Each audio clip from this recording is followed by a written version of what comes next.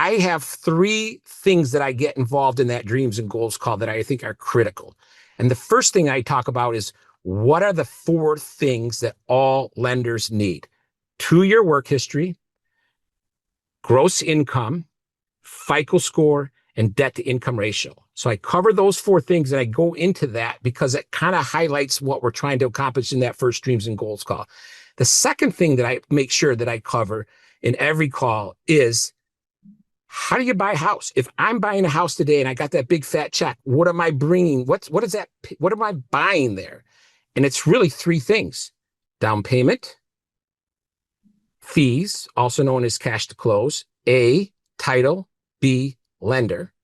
And then the third part, which is prepaids, which is also broken into two components: homeowners insurance and property taxes. And they're going to see that on the loan estimate, but I've set them up already to understand that when you bring that check to the title company, this is what that money is paying for. And so I break that down to them, because then the next thing I talk about is in 2 months, you're making for your first payment.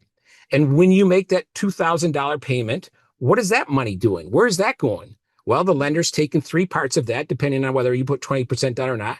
They're taking three parts of that: principal, interest, and mortgage insurance. But remember when we talked about the homeowner's insurance paying 15 months up front when you buy the house?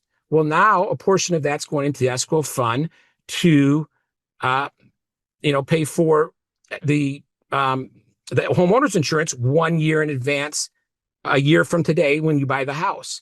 And the other portion is going into property taxes that will end up getting paid at the end of the year by the lender. When I put that whole package together for them, they're like, holy shit, that's like, no one's ever explained that to me. But it's so simple, but it's so important.